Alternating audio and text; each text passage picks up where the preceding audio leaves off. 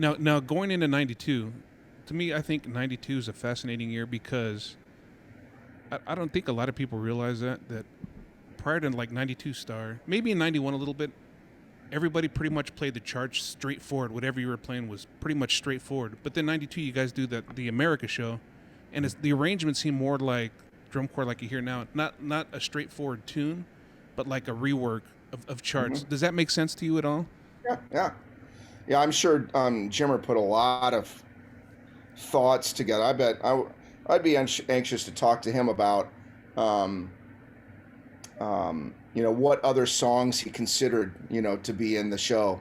Yeah. That would be kind of, because there's a lot, and there's a lot you could do.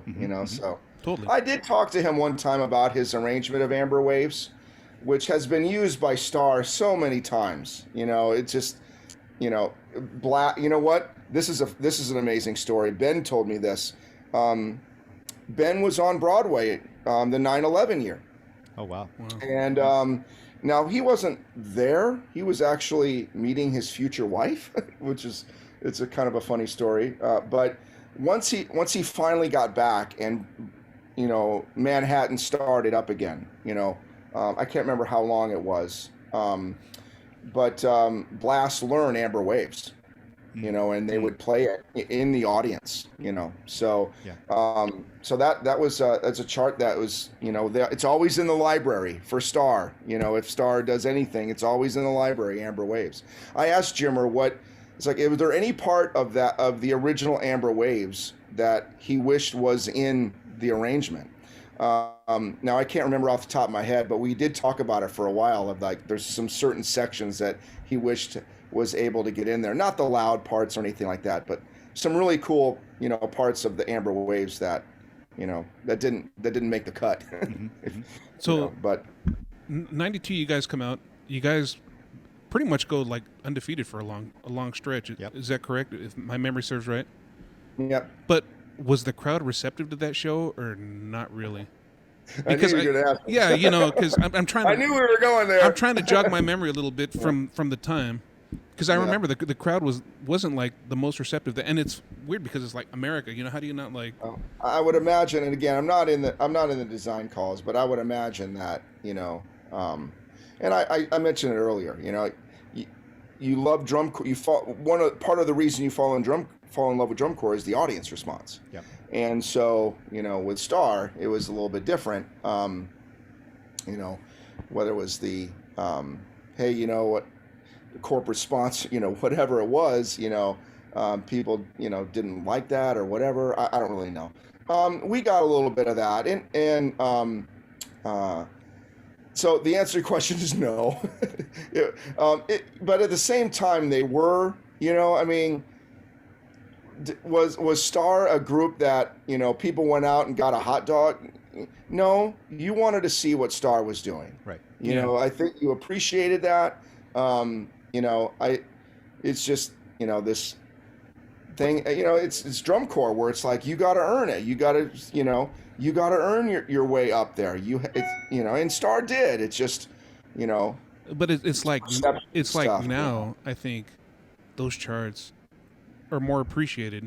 Mm-hmm. But at the time, it brings me back to my point I was making. It's like they weren't just straight ahead the charts like how people would play. Oh, we're playing La Fiesta, and it's pretty much you're gonna hear La Fiesta, where it's more like the drum corps we know now, where you take a chart and you arrange it. But somebody had to do it. I mean, you don't want to stay stagnant. You got to push the envelope some way. Well, I mean, and that's like a good conversation about creativity, right? And sort of like the creative status quo of the activity and where it was at the time. Obviously, during that period, there were things that Starr did that changed the activity, right? And but maybe, and so how it was received in the present moment while you guys were doing it is different from the impact that it had, and on the direction, and basically, and even just showing what's possible, like oh, we can arrange songs that way, like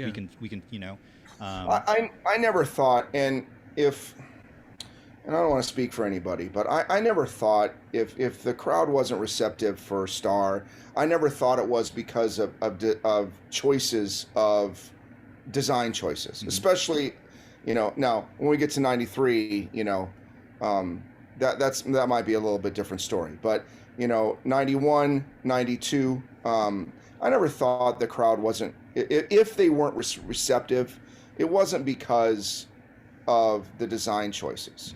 Now, if the design team was here, would they think differently? I don't know, maybe. I mean, if I wrote the drill, or if I wrote the percussion book, would it hurt me a little bit? That would I think that it was because of me? Yeah, maybe I would, but I never think that. I never thought that. It's like, hey, because the way Jimmer wrote the American show, that the crowd wasn't as receptive. I never really thought that was the reason. I always, from my perception, was, whenever we would perform, we would have a very similar crowd response than from the years before. Yeah. When you play Amber Waves and we're goal line to goal line playing, people losing their minds. We do the box rotation again. We form the flag. At the end when they brought up the scrims and all that, people were losing their minds. Yeah. So I never, when you say crowd during our performance, I never ever thought that it was that. Never thought it was that. Yeah. So, but it's like you look back now, and it's those years, they pretty much set the tone for like what we see now. The different uniforms to match the show. Like drumline wise, what started back in '92, from what I remember, that you hear commonplace now is playing with Dr. Beat in the lot. Oh yeah. Because I remember rolling into the first time we saw Star in '92, and this is me as a rookie, and watching them warm up with the Dr. Beat, and I thought that was the weirdest thing ever. Because before, you just somebody clicking sticks and you just play along. Tempos, and you listen to the recordings now, tempos are everywhere. But now that's like the standard thing, Yeah, and obviously, and we'll get to this, but you transitioning to being drum major, your relationship to the metronome and managing tempo and doing all of that became a whole nother thing. Like, became something that you were obviously like way more hyper aware of that was going on with the full ensemble.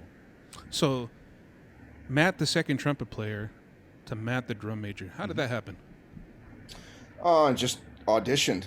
But I hung out. Well, let me back up by saying that, in '92, I rode the percussion bus with Bobby Hullett. So I hung out with Bobby Hullett like that whole summer, and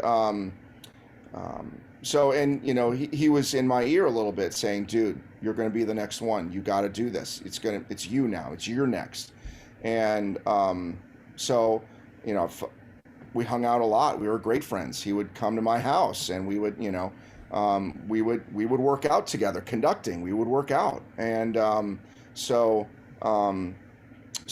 I mean, it started there, and then there was an audition process, and I auditioned, and was chosen, and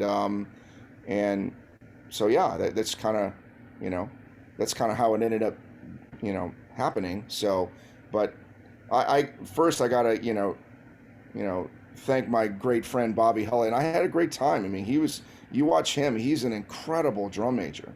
He was great off the field, and we made fun of him a lot, but it was all out of love. And but he was a great drum major conductor, and somebody that I wanted to look like, and he set up a lot of things that were made it really easy to be a drum major the next year. So yeah, I auditioned, I was chosen, and and then we went from there. So, and then we started putting that show together. But yeah, you're right. I spent a lot of time with Tom Hannum, Bob Dubinsky, and that drum line. Yeah, no doubt about it. Was there a leadership responsibility put on you as drum major? Oh yeah, because I know nowadays more it's like the conductors, but I know like for us back then it was the drum major was a leadership position. Everything went through me, and I was accountable for everything. So if a metronome didn't work, that was on me. If if we didn't leave on time, that was on me.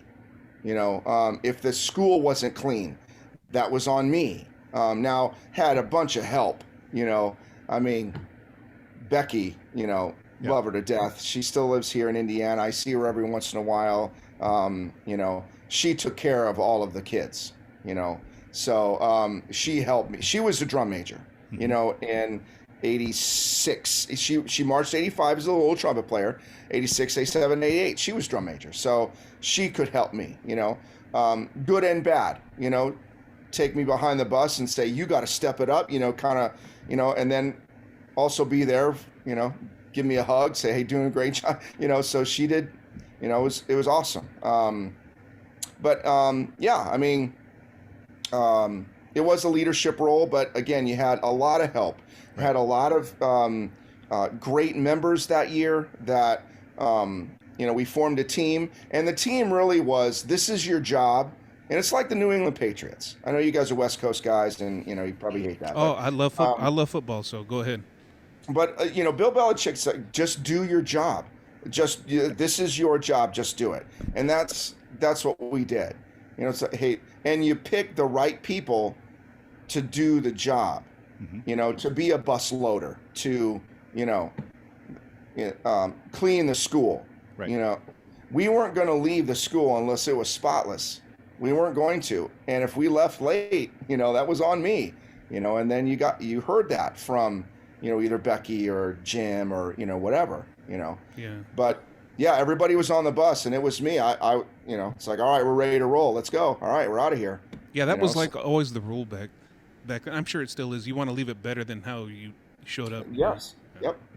So absolutely. So Matt, the drum major, goes in 93, and then the design team pulls out what I call Drum Corps Noir, this show, unlike anything that's ever been done before. How was that received by you guys as a corps?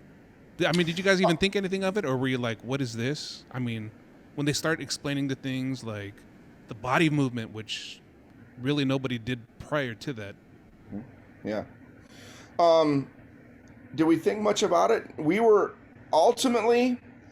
trusted the staff so much, and we saw them probably more excited than maybe we had ever seen them, and we fed off of that excitement.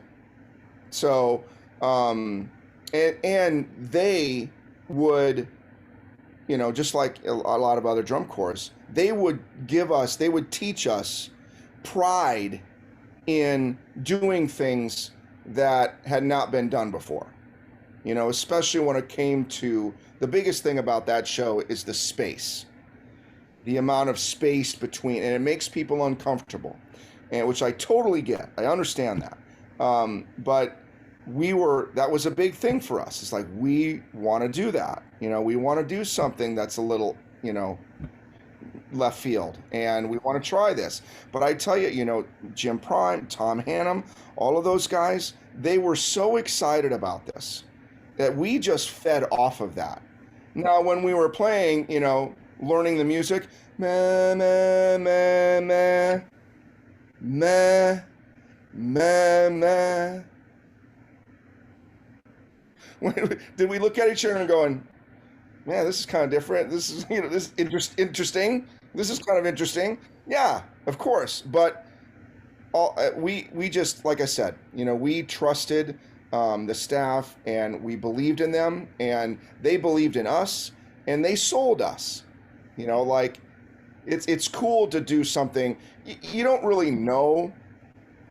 You can't see in the future, but they would say, it's like, this is going to be remembered. You're going to be remembered, and you're going to be talked about, and and that was a lot of pride in that, So that drum corps was a machine.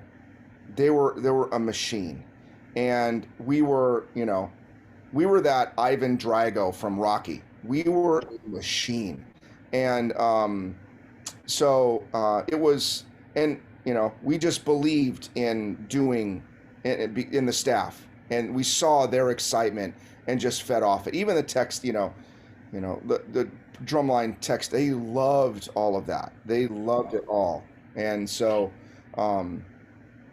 yeah, I mean, that's kind of where the vibe that we had that whole season. So, So talking about that a little bit, Jareed is a friend of mine. He played second base in the yeah. He wanted me to ask, or I asked him for some stuff, maybe to ask your opinion on. What did you think of the East Coast people coming out to Star that year? Mm-hmm. Me, I did. I mean, I'm not sure if anybody else said anything, but we loved that. I mean, Was it like, yeah, these cadet people are coming out here, and because this was like a core that you I mean, there was yeah. actually like a really big influx because you had Nick Angelis coming over, right? Yep. And who was an East Coast person, but he had been at Vanguard. Rudy. Yeah, Rudy was there. And actually, and one of my Brian really Tinkle. good, yep, Brian Tinkle. One of my really good friends, Eric Vargo, was in the tenor line. Yeah. I marched with him the year before. I never looked at that. Now that you remember, I mean, I was like, what are you guys talking about? But I never looked at it like, oh, this is like the cadet guys. To me, it was Tom Hannum's school. Right. Yeah. It was That's UMass. True. That's true. So it wasn't these are the Garfield guys coming over to. It was Tom Hannum's thing, and so that's kind of how I think we looked at that. We never thought of it as, oh, these are betraying people or that never. It was, this is Tom Hannum's school, and this is his curriculum, and he's bringing these guys over to be on our team. And that's really what I remember specifically about, like, when my friend Eric went to march there that year. He was basically like, yeah, we were all just like, we're waiting to see what Tom was going to do, and we decided all to because that's who brought all those guys up, was Tom. Yeah. Yep. Yeah. So you guys go out, like 92, you guys just start winning, and we talk about the crowd response. There were times you guys got booed nights. Is that correct, or is that just like a wives' tale? No, that's correct. I again, we weren't booed, So again, it was, it was sometimes, if you look at it a certain a way, it's just your perspective. And as a kid, certainly as a kid growing up, this goes back to the beginning, me listening to the Garfield Cadets, people losing their mind, West Side Story. And it was never us being booed. It was maybe, this team being a favorite, or, not wanting Star to win. It was probably more that than us or our design team or whatever. So, but it's not a wives' tale that we were booed. It's not a wives' tale that when we would go to warm up, there would be crowd members throw nickels and pennies at us. Oh wow, I never heard that one. That was, that stuff is true. So, but I don't know what to say about that other than, for me, it didn't really affect our drum corps. In fact, it made us stronger. It made us closer together. Yeah. It made that, Don, we would listen to, Donnie would tell us, don't listen to that. You listen to, it was that. And again, it was never it was never the kids. It was never that. It was never the performers, or again, it was never even the design team. Mm-hmm. So, because when people watch Star, they wanted to see it. Yeah. You didn't leave when Star came out. No. You wanted to see them. And so, and to watch you guys go toe to toe. I mean, that year with cadets, yeah. That was it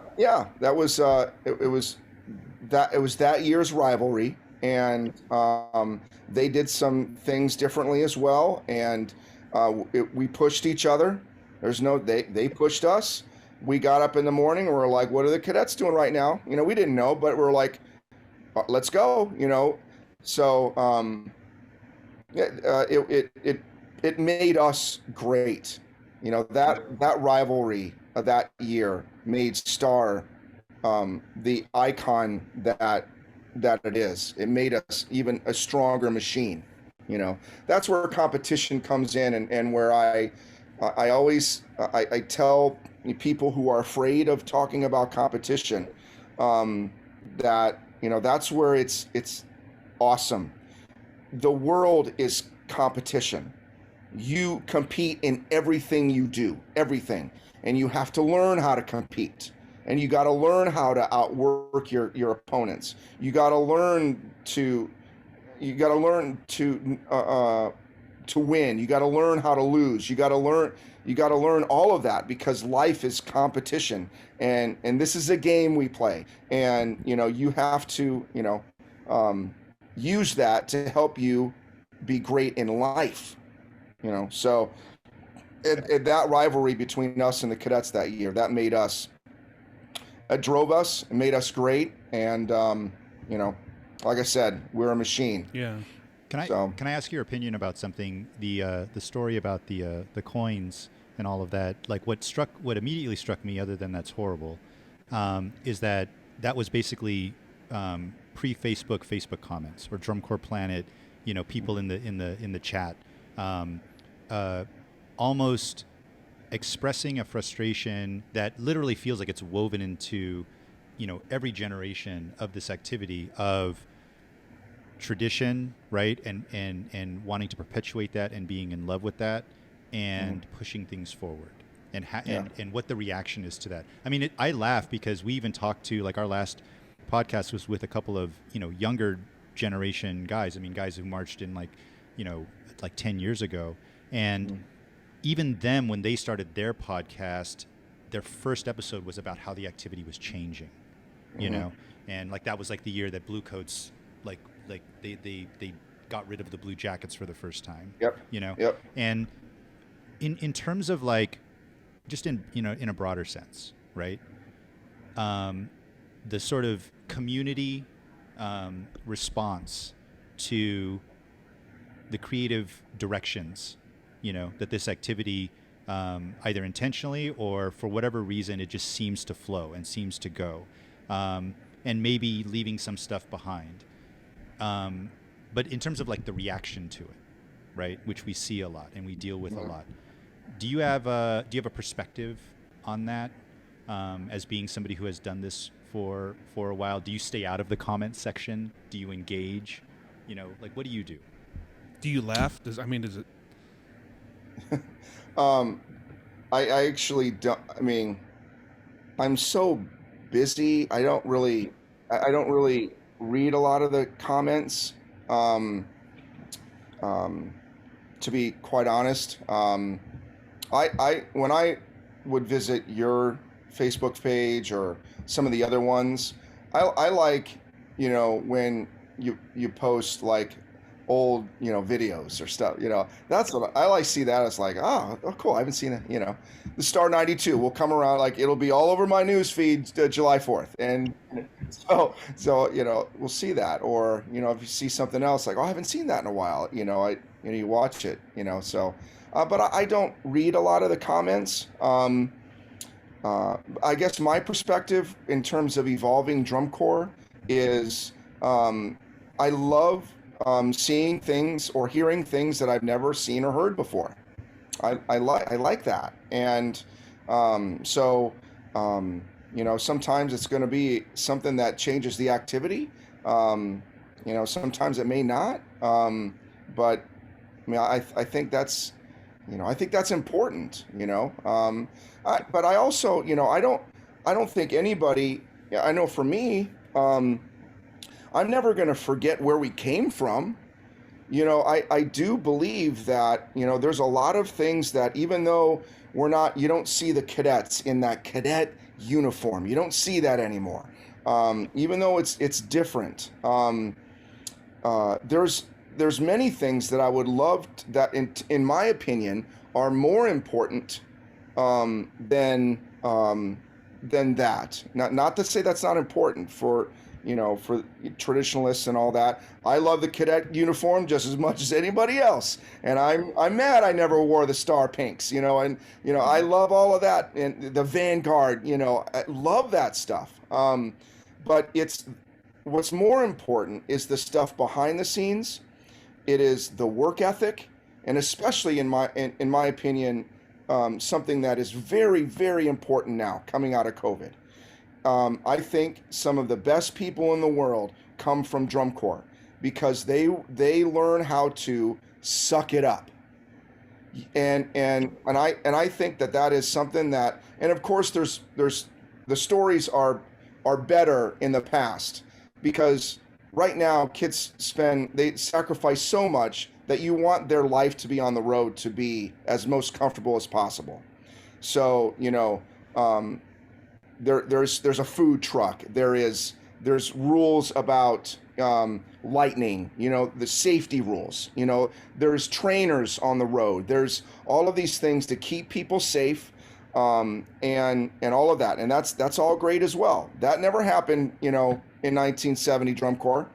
If there was a lightning bolt, it's like, oh, did you guys see that lightning bolt over there? It hit that thing. All right, reset.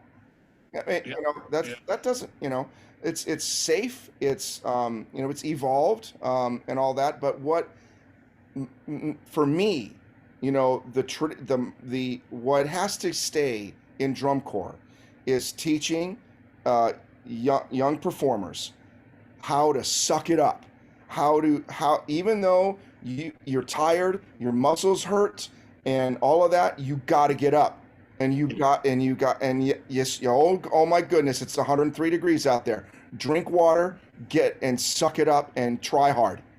And I don't, and then, well, there's that lesson of drum corps that I think has always been there, and I think will always be there. And that's the nucleus of drum corps, in my opinion. And 20 years from now, it's going to be something totally different. But that's okay. But what can't be different is the experience that those kids get, and learning how to become strong, become mentally strong, because they're going to be the greatest parents in the world, because they're going to be whatever profession they're going to go into, they're going to be successful because they know what it is to suck it up. They know that, I'm going to have to go to work when I have a headache. I'm going to have to go to work when, I had surgery on my leg for whatever reason, but I can go to work, and I'm going now because I have to. Not because I want to, but because I have to. The other thing that drum corps, I hope never leaves, and this is, this goes back to, the judging has evolved. We are not a tick system. Totally get that. But trying to be perfect is still the goal, no matter what. So no matter what we're wearing, no matter what we're playing, no matter what we're doing, trying to be perfect. And that's what it was in the 70s and the 80s, and that's what we're trying to do this summer. We're trying to be perfect.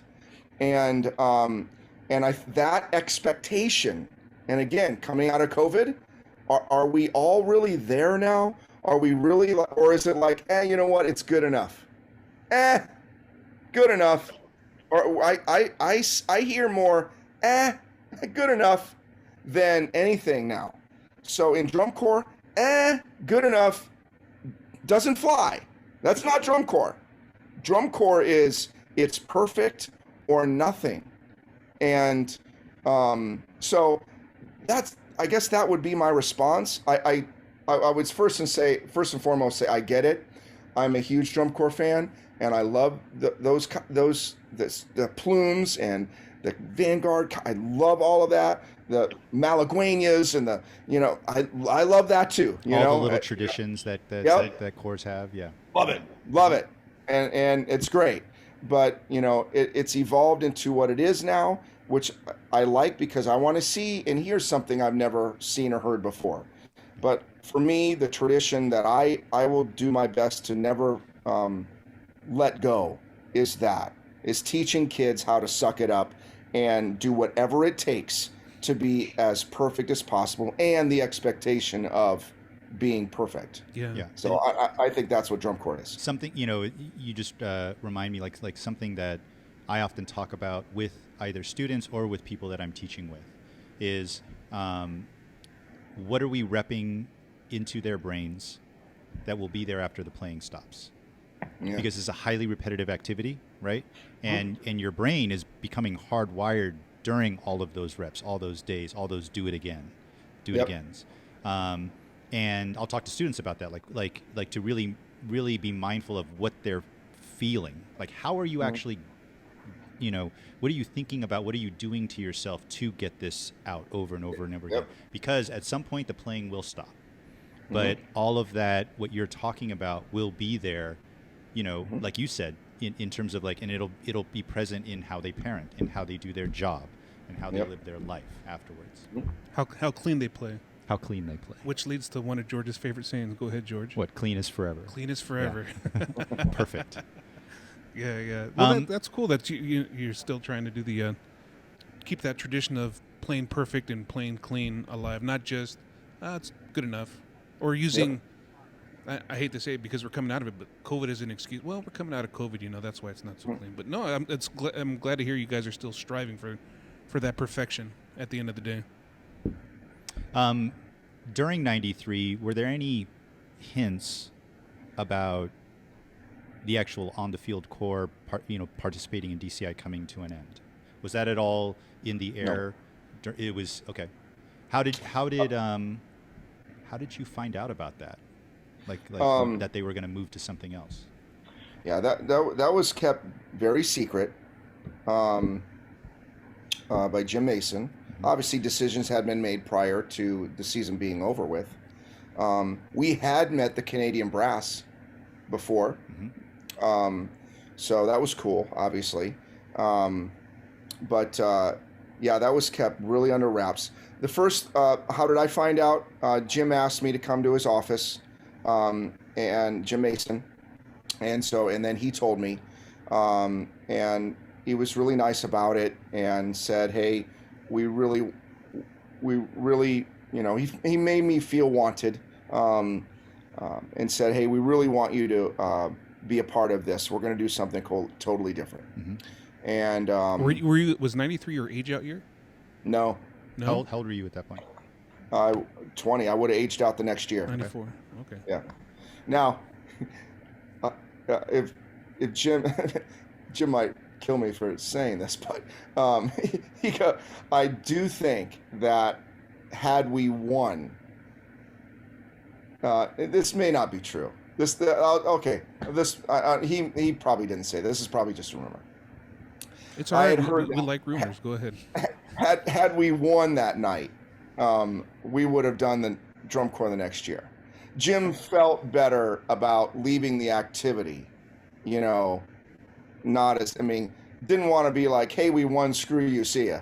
He felt a little bit better about that. So, or maybe he heard a rumor that finals was going to be in Jackson, Mississippi again. maybe that was. I also heard a rumor that Jim Prime had already started arranging Rite of Spring, and we were going to do that the next year. Oh, wow. I had heard that rumor too. So anyway, so Jim brought me into his office, asked me to be a part of it, and of course, I said, I'm still at IU, and I'm loyal to Star, and Donnie was going to stay, and the team was going to stay, and I was loyal to Star, I was loyal to the instructors, and all of that. So, and then at the banquet for Star, that our banquet was normally in between finals and our first camp. So, which was cool because we got to see each other sometime. Maybe it was October or something like that. Yeah, that was normal back then. Yeah. Yeah. So, so we did that, and he took all of the members into another room. It was like, I need to see all of the members. Okay. We all went into another room. And then he said and then he laid it all out. This is what we're going to do. We would love for you all to be a part of it. Even if you've aged out, you can be a part of it. If you don't want to, all of that. So, and there were some people that didn't want to. Anyway, we ended up having and then that's kind of how it was told to us. And then we started, going through the process of learning the show for that first year. What was the pitch? What was how did they describe it to you as like, this is this new thing? I kind of don't remember. We're going to go to different places, and we're going to, you know, do kind of a show, a professional kind of show, and we have something to offer that has not been offered in this arena, this scene, and we want to try to do that. So I don't remember. I don't remember that speech or Jim's speech to me or anything like that. Turned into the whole Blast thing, from what I understand. Yeah. Yeah. Ultimately, that led to Blast. That's correct. The quick thing, I did that first summer I was there. I did that, and then I ended up helping Donnie and being on the brass staff for the next year or so. That was kind of cool because we ended up doing a little bit more of like the summer, like we did Ravinia, we did Wolf Trap, we did all these really cool summer orchestra, outdoor theater things, which was really neat. Lincoln Center, which was awesome. Yeah, we went to the Hollywood Bowl. We were out west, so that was cool. And then they wanted to stop touring and trying to find a place where they can go. Ended up being at Branson for a couple of years, I think. And then ultimately, that led to Blast. So, and I ended up not being. That's ultimately Brass Theater brought my wife and I together. So she never did the drum corps, but she did Brass Theater, and that's where we met. So yeah, it's cool. So yeah, and then her and I, we started our lives. We both graduated from college, and I got the Avon job, and then Blast was a couple years after that or so. And like I said, my brother was part. He's 3 years younger than me, so he did that. So you were off and running. This was like 96, 97? Yep. When you graduated and got the Avon job. And then you decided to go to grad school? I did that kind of early, but I never left Avon. Right. That was kind of like taking night classes and things. Right. Okay. So, yeah. Yeah, and we can't not finish talking about Star without talking about Mr. Cook. I mean, he must have been like a big thing, like even around the court. I know Jim Mason was a director, but Mr. Cook, it always seemed like, at least from the videos, like he was always there. Was that like the case? He was always there. He was, yes, absolutely. Mr. Cook he drove the staff bus, and that was him. He loved this. He loved the activity. He loved what it was stood for, especially for young, performers and students and all that. He loved all of that. And it was kind of easy because the Star of Indiana is a bus line too, which I believe started before the drum corps. So he owned that bus line, and then ended up start a drum corps, and he wanted to have a drum corps in Indiana. So called Jim Mason, and it made it all happen. But yes, Bill was he was always there. And of course, big shows, he would have his, he would dress up like Uncle Sam, or a Roman, whatever, he would dress up, and he was a 10, and there's not enough time or words to express how much he meant to all of us, how he was visible. He didn't have to be. He didn't have to get to know the people. He didn't, but he did. He wanted to know everybody's names. What he did, of course, for all of drum corps, really.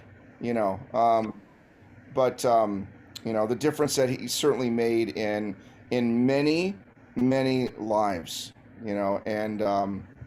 So there's not enough time or words to express how much he meant to all of us, and in '93 he helped Mike wear the Velvet Knights. Like, yeah. We ran into a bus situation, and he took care of that for us, and I will be forever grateful for that, to get us through the rest of the season. But that was him. He loved the activity, and like I talked about, and what it did for people, what it did for young people. Yeah. He loved that, and he believed in it. Therefore, he invested. do you think the activity will ever see somebody like a Mr. Cook that will come in and invest into the activity the way he did? I hope so. That would be great. That would be awesome. I don't know. I think there are a lot of people that do invest a lot of money, though. Sure.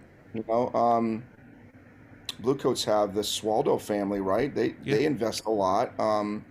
Crown has a bunch of people that give money. And I'm sure it's everywhere. Everywhere. I'm sure if you got every drum corps director on there, they could list you a bunch of people that give and all that. But in terms of like literally, here's a couple of million or whatever it is, and it would have to be a lot more now. But here's X amount of $1 million to start a drum corps. Would that ever happen again? That would be. I hope so. Hard to say that now. Yeah. Hopefully that's me. I'd love to win the lottery. Right? Yeah. That's forward to it. that's always the dream, and we always joke about if we ever win, we're gonna, like me, I'm gonna build an outdoor arena for indoor drumline just for better acoustics. But yeah, so. But back to where we were. So '93 happens, and you guys move on to the Brass Theater. Mm-hmm. But the legacy of that '93 show lives on, like, way past where it's now one of the most iconic shows in the history of drum corps. Do you ever, like, look back at that and think, like, okay, cool? Or, like, what's your thoughts on that, like, the legacy of that show? Oh, it's yeah. You look back on it and be like, yeah, it's cool. It's an honor to be a part of that, and I think that is, it's very special to say that you're a part of a group of people and a drum corps that is still talked about. That Mm-hmm. yeah, absolutely. That is it is very special. Yeah, So for sure. Yeah, it's like I'm not sure if I can put it into words. I don't know if I'm answering it great, but No, you're fine. That's but yeah, I mean, and ultimately I've kind of learned that to, and you don't ever know if it's going to be. You don't ever know that while it's happening, but it's it's something you strive for. Everybody tries to be that. Whatever it might be, a percussion section or a brass line or a show that is talked about 30 years from now, and that you always try to do that. So, and obviously you don't have to win. You could exactly like Yeah. only one group gets to win every year, or in whatever season that you're competing in. But every group has a chance to be memorable for something. Yeah, you know. absolutely. I mean, just look at how many other corps and bands have played Medea since then. It's like It's so funny because there's actually this last year there's an indoor group from Texas called Rhythmic Force that played kind of like a percussion arrangement of some chunks that were specifically from I think it was like a little bit of the bar talk music that you guys had that was like more percussion oriented. And I just smiled like when I heard that they were doing that.